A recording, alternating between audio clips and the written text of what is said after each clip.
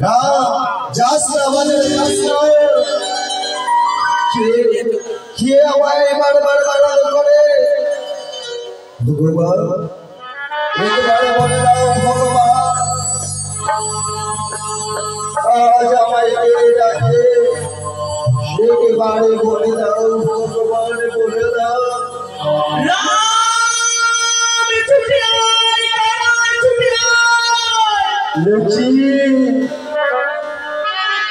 এ তো আমার গর্ভধারণী জননীর কণ্ঠস্বর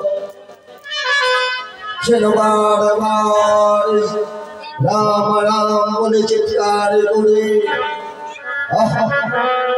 কার তো দুঃসাহস এই জানের বুকে কার তো স্পর্ধা আমার গর্ভধারণী জননীকে অন্যায় বচন বলতে পারে এই উজানের বুকে কারো সাহস হতে পারে না তবে কি আমাদের রয়েছে সৈচৈতি তারে বৌমারা নাকি কথা বলেছে না না না আরে বিলম্ব করবো না শুনে যাবো মায়ের নিকটে আমার ভাই কানাই রয়েছে ভাই কানাইকে সঙ্গে রয়ে যাব মায়ের নিকট কোথায় কানাই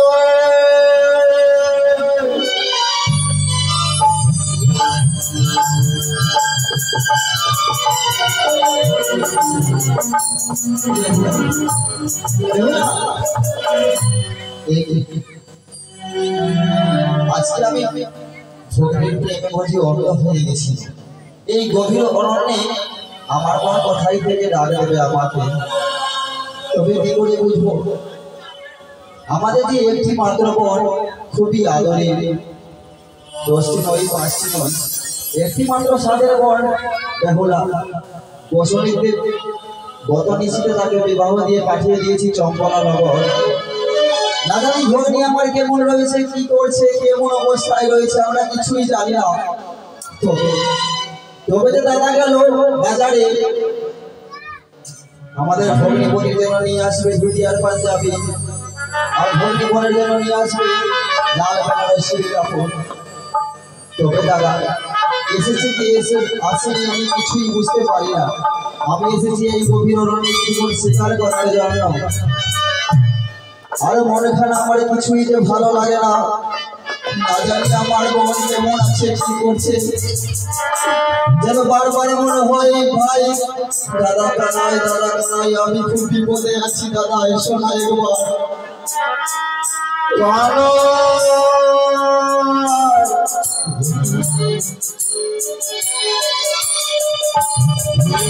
শুনতে পাই বললে আমার দাদার কণ্ঠস্বর ছবিটি দাদার কিছু হয়েছে আমার এত বড় স্পর্ধায় আমার দাদাকে কিছু বলে আজকে না জানি দাদা আমার এমন করে বিপদে রয়েছে যে ভাই কানাই বলে আত্মনাশ করেছি তারে করে আমি আর বিলম্ব করবো না অতি সত্য ছুটে যাবো দাদার কাছে না জানি আমার দাদা এমন করে বিপদে রয়েছে ভগনিত দিন শিকারে করি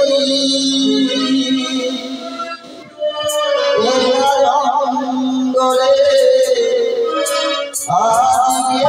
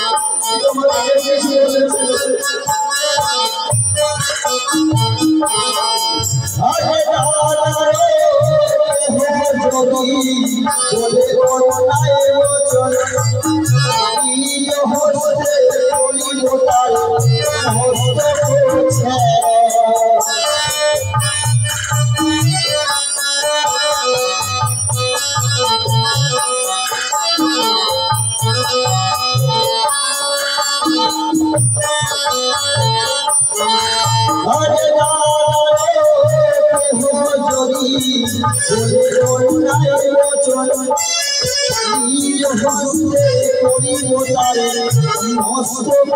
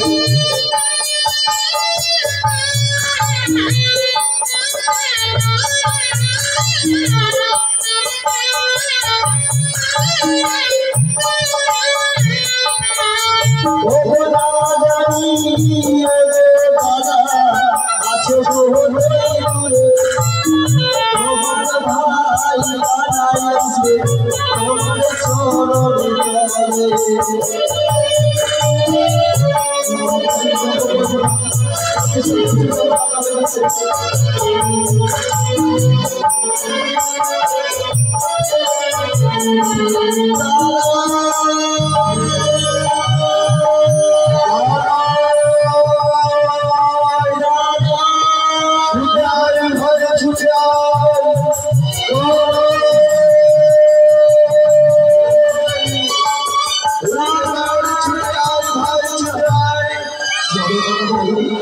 আজকে এমন কি আমার বিপদ হয়েছে দাদা ভাই কানাই বলে তুমি চিৎকার করতে লেগেছো চলো ভাই চলো বলো দাদা আমার কোনো বিপদ হয়নি রে কোনো বিপদ হয়নি হয়েছে আমাদের গর্ভধারণের জননীর বিপদ আমাদের জননীর বিপদ ভাই অনেক বিপদ দাদা জানিস ভাই বলো দাদা যখন আমি বাজারে যাই হে দাদা মাওরুর হইতে উচ্চ স্বরে রাম কানাই বলে চিৎকার করে সে কি বলো দাদা তুই ভাইকে ডাকেছে মা এ ভাই হে বলো দাদা আমরা এখন কি করবো দাদা আরে বিলম্ব করবো না রে ভাই ছুটে যাবো এই করে ভোদারণী মায়ের কোলে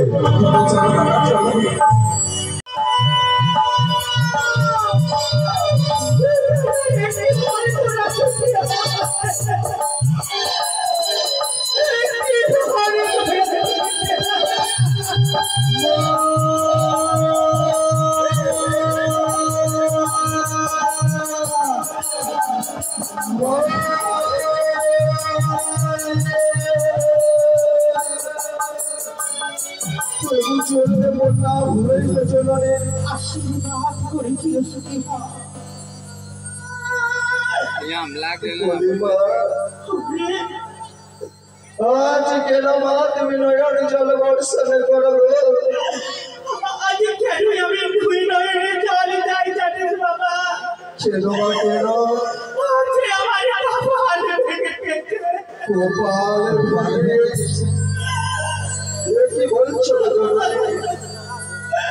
বলতে পারো জননী এই জানে নেবে উপরে কি তোমাকে কেউ অন্যায় বচন বলেছে কিছু বলেনি আমাকে কে অন্যায় কথা বলেনি তাহলে বুঝতে পেরেছি কি জননী ঘরে রয়েছে তোমার ছড়ি ছড়ি কি বাবা তারাও কি অন্যায় কথা বলেছে জননী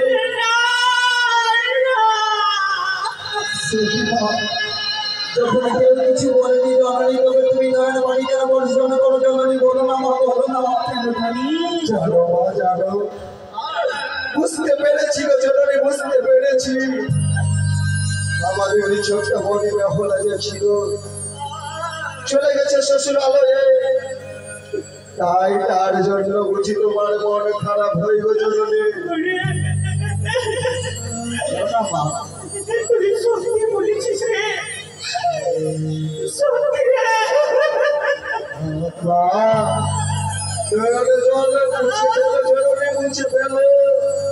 দুই ভাই মিলে যাবো এই চম্পানি নগরে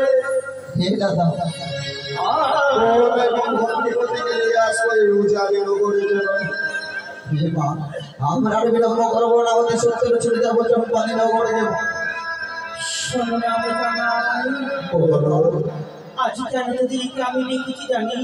না বলে কি করে জানবো গো? আমি তার জন্য কাঁদি না রে। তোকে কেন কাঁদো মা? আমি বৌমাদেরকে নিয়ে বসেছিলাম ওই চন্দন বৃক্ষের তলে। জননী এসে কাক এসে শুধু খা খা করে ওই কাকাকে আমি পরীক্ষা নিলাম। এমনই কি পরীক্ষা করলে গো জননী? বললাম ওই কাকা যদি আমাদের কোনো সুমঙ্গলের খবরে থাকে ওই কাঁচাটা লেগিয়ে বস, যদি কোনো অমঙ্গলের খবর থাকে ওই শুকনো ডালে গিয়ে বস। সেই কাকা কাঁচা ডাল ছেড়ে কি করেছে জানিস? কি করেছে? সেই কাঁচা ডাল ছেড়ে ওই শুকনো ডালে গিয়ে বসেছিল। আসলে জননী আসলে এ তো সামান্য ব্যাপার মা। যদি কোনো শেষ কাঁচা ডালে না বসে যদি শুকনো ডালে বসে, তার জন্য কি তুমি মন খারাপ করবে গো জননী? তারপরে বললাম বৌমাদেরকে, বৌমা তোমরা ওই শ্বেতকাকে তোমরা ঢেলে মেরে তাড়িয়ে দাও, তাড়িয়ে দাও। সেই তারাবার পরে সেই শ্বেতকাক যে আঙ্গুরি দিয়ে দিতে চিনতে পারিস দেখতো? আঙ্গুরি? বলি দাদা তুমি কি এই আঙ্গুরিখানা ভাই দাদা? ওই আঙ্গুরিখানা অনেক পরিচিত। হ্যাঁ দাদা, আমারও মনে হয় সে অনেক পরিচিত আঙ্গুর। জানিস ভাই জানিস? বলো দাদা। এই আঙ্গুরিখানা ভগিনী পথে আঙ্গুলে আমরা পরিধান করিয়ে দিয়েছিলাম। হয়তো ভগিনীপতির পছন্দ হয়নি, তাই শেষ কাজের দ্বারাই পাঠিয়ে দিয়েছে এই জানি নগরে। চিন্তা করো না গো জননী, চিন্তা করো না। দুই ভাই মিলে যাবো শ্বশুরকারের বাড়িতে। এই আঙ্গুরি তার পছন্দ হয়নি, ভালো করে আবার নতুন করে গড়িয়ে আনবো।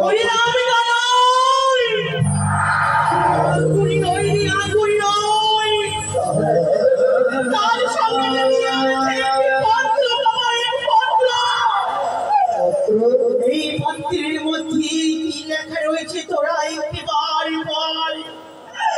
তোরাই বুঝতে পারবি আমি কেন কাঁদছি ভাবে।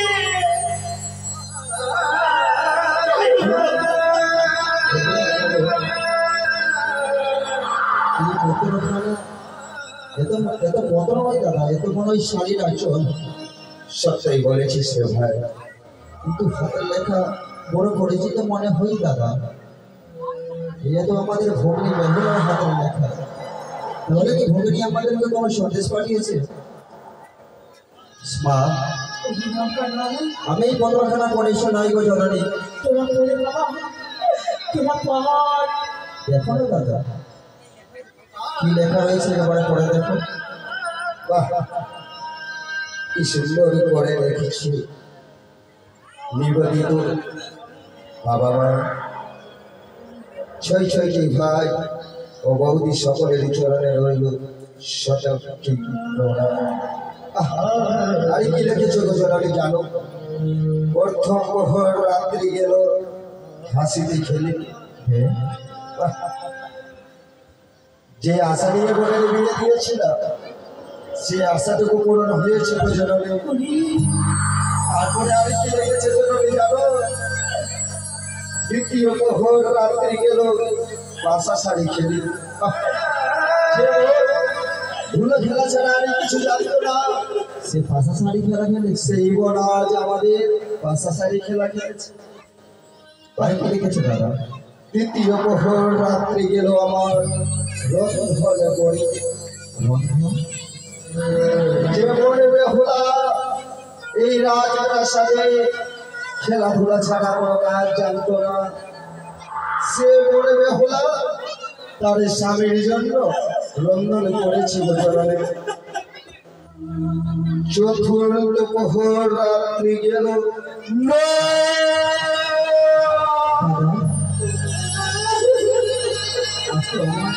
কতখানা ফেলে দিলে গেল দাদা? বল না দাদা। কি দাদা? এই পত্র যে আমি গঠন করতে পারবো না রে ভাই। গঠন করতে পারবে না? এমন কি লেখা রয়েছে এই বোতলখানায় তুমি পড়তে পারবে না দাদা? জানিস ভাই জানিস, বলো দাদা। এই পত্র যদি গঠন করে তুই যে ধৈর্য ধরে থাকতে পারবি না রে কানাই, সে কি বলো ধৈর্য ধরে থাকতে পারবি না। এমন কি লেখা রয়েছে দাদা যে ছোটে ধরে থাকতে পারবো না? বলো না মা, তোমরা কি আমার কাছ থেকে কি লুকাচ্ছ মা? আমি পারবো না, আমি বলতে। তাহলে আমি বলি শোনা দাদা, তোমার গঠন করে দেখে ভাই, বলি বাবু যত কষ্টই হোক না কেন মা, আমি তোমাদেরকে পরে শোনাবো এই বোতলখানা। আরে সোনা সোনা মুখে